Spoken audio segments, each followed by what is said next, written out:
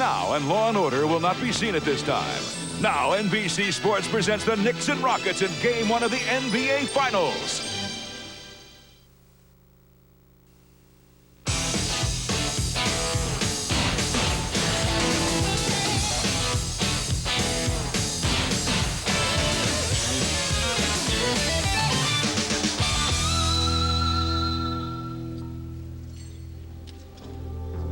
For 3 memorable years, red and black were the colors of royalty in the NBA. But that dynasty is now history.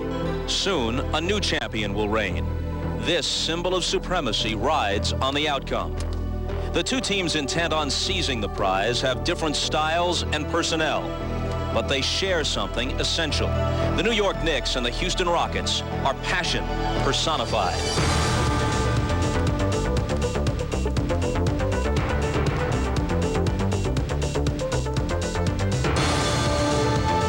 Good times and bad, Patrick Ewing has been the man in New York. For 9 years, his ability and desire have never diminished. All-star, dream teamer. But still, one precious credential is missing, and he has learned these opportunities are rare. Hakeem Olajuwon's play this year has exhausted all superlatives. Still, the league's MVP knows his individual success was a direct result of team unity. A unity they must depend on to defeat a Ewing-led team, something Hakeem was unable to do once before. 10 years ago, Ewing and Olajuwon met in the NCAA championship game. Hakeem outscored Patrick 15-10 that night. But when the final score was tallied, Ewing and Georgetown had fulfilled their dream. A decade later, the circumstances are different, but each is again on the verge of a championship.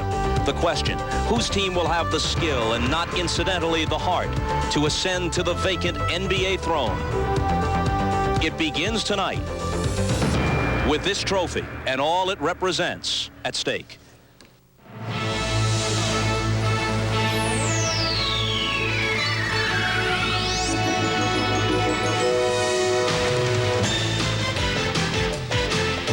This is the NBA on NBC. The 1994 NBA Finals. Tonight, Game 1 between the New York Knicks and the Houston Rockets. A sweltering June night in the city of Houston, where sports fans are hungry for a title of any kind. The last several years have brought a series of frustrating near misses by the collegiate Cougars and by the professional Oilers, Astros, and even these Rockets, who got to the NBA Finals twice in the 80s, only to lose both times to the Boston Celtics. And you can hear how fired up they are as the last and most difficult portion of the climb to the NBA Summit begins tonight at the Summit in Houston. Hi, everyone. I'm Bob Costas, and welcome to the NBA Finals. Houston, the team and the city, has already waited 8 days for this, having eliminated the Utah Jazz back on May 31st. As for the Knicks, you can say they've waited for this moment for over 3 years, or since the moment they hired Pat Riley. In hiring Riley, the Knicks were asking him to do for New York what he had done so routinely for the Los Angeles Lakers: take a team to this setting. Doing so is already one of Riley's greatest accomplishments, because while this Knick team is rarely outworked or out-hustled, it is clearly nowhere near as good as Riley's Laker teams. Thus, Rudy Tomjanovich's Rockets are heavily favored to win this series. After all, they've won 8 of their last 10 games this postseason, while the Knicks needed every last second, and some would say every last call, to finally subdue the Bulls and then hold off the Pacers. In Game 7 against Indiana, Patrick Ewing delivered his best game as a professional, at least when you consider the circumstances. 24 points, 22 rebounds, 7 assists, 5 block shots. New York will need more of that from Ewing in this series, and he'll have to do it against the league's MVP, Hakeem Olajuwon.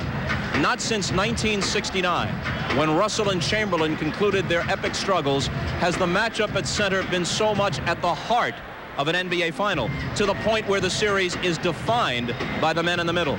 Nigerian-born Olajuwon and Jamaican-born Ewing.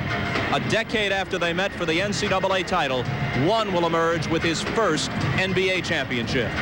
whose quest for NBA glory will end in this series and who will have to wait at least another year? That's where Marv Albert and Matt Gukas pick up the story courtside. Marvelous. All right, Bob, and since the days of the Hoyas of Georgetown and Phi Slamma Jam of the University of Houston, Hakeem Olajuwon and Patrick Ewing have met 16 times since entering the NBA. The Rockets have won 10 of those games, and the Knicks have won 6 of those games. But in the season series this year, it was all Rockets.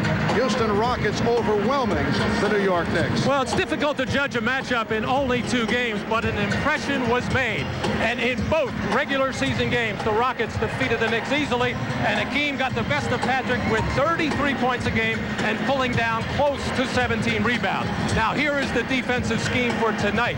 To start, at least, Patrick Ewing will defend Hakeem Olajuwon one-on-one, mainly because it's the New York Knicks philosophy and the respect that Pat Riley has for the three-point capability of the Rockets. At the other end, Houston will double-team Patrick Ewing, mainly to protect Olajuwon from picking up some fouls. And Matt, during the course of this series, they will be shooting from all angles. The three-point shot figures to be a major factor. Well, the Knicks are not shy about shooting threes, and both Derek Harper and John Starks figure to get a lot of good looks because of the double teaming on Ewing. And during the season, the Rockets set an NBA record in three-pointers attempted and made. And in the playoffs, those threes have accounted for 21% of their offense. Now, you take a look at these two clubs, and the most entertaining matchup on these two ball clubs, pitting Vernon Mad Max Maxwell and John Starks. Both obviously have very explosive personalities. Well, John Starks kept his emotions under control in the conference final against the Pacers and definitely played his best basketball since coming back from knee surgery. And Vernon Maxwell, already with 9 technical fouls, far more than anyone else in the playoffs, got the message from his teammates at a players-only meeting just last Monday, and that message was for Max to keep his composure. All right, coming up, it's game 1 of the NBA Finals between the New York Knicks and the Houston Rockets. We'll be back with the introduction of the starting lineups in a moment.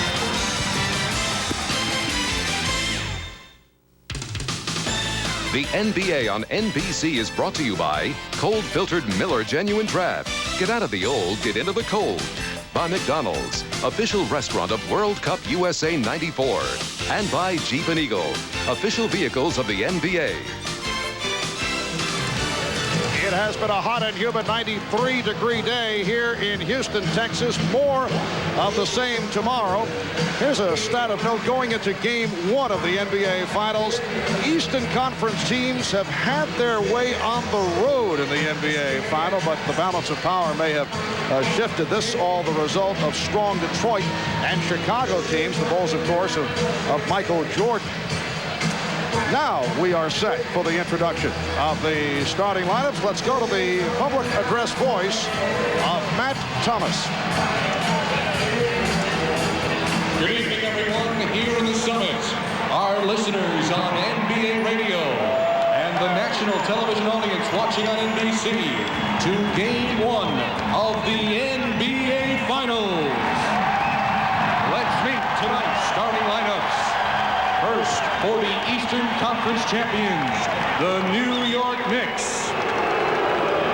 At guard, 6'4" from Illinois, number 11, Derek Harper. The other guard is 6'5" from Oklahoma State, number 3, John Starks. At one forward, 6'9" from Virginia Union, number 34, Charles Oakley. The other forward is 6'10" from Pittsburgh, number 54, Charles Smith. From Georgetown, number 33, Patrick Ewing. The Knicks are coached by Pat Riley. His assistants are Dick Carter and Jeff Van Gundy. The Packers, Saunders, and Tim Walsh.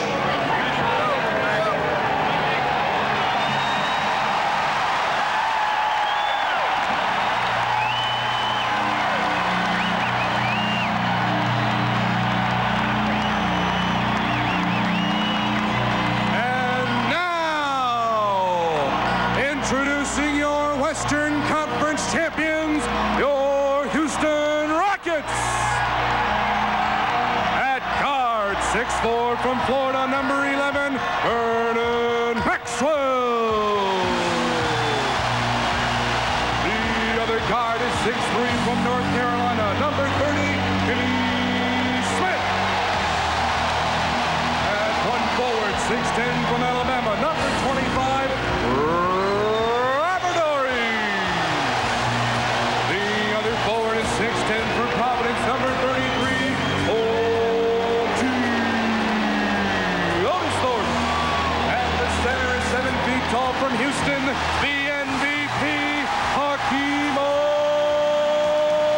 Olajuwon.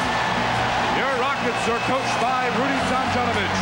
His assistants are Carol Thompson, Bill Berry, and Larry Smith. The trainer is Ray Melchiori.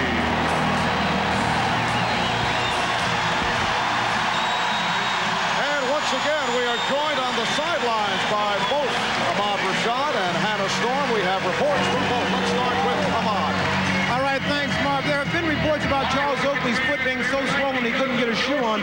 That is not the case. I talked to Charles about it. He said he's been getting treatment on it, and the foot is much better today than it was on Sunday. He should be fine. I also talked to John Starks about the matchup between him and Vernon Maxwell. He told me that he learned about getting too involved in matchups when he played against Michael Jordan. When you get all hyped about the matchup, all it does is take you out of the flow of your game. And he says that in winning a championship, it's not about a personal matchup between him and Vernon Maxwell.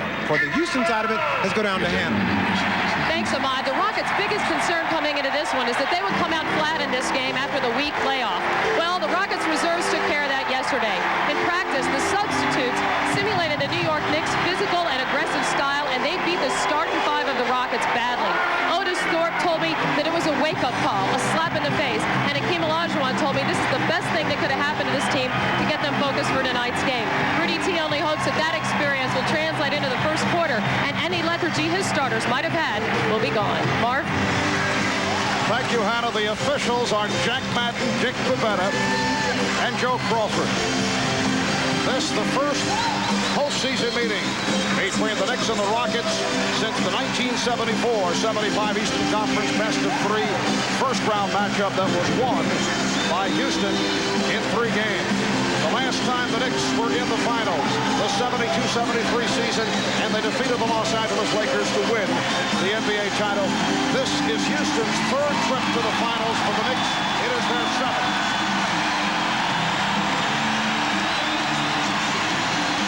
And it will be Hakeem Olajuwon and Patrick Ewing on the opening tip. Well, Marv, the hardest part is the waiting, and of course the Rockets have had to wait the longest as far as preparation is concerned. 7 days, the Knicks only a couple days to think about it, but when you're Hakeem Olajuwon and Patrick Ewing waiting 9 and 10 years, it is really something special. Electricity in the air, butterflies everywhere. And the Rockets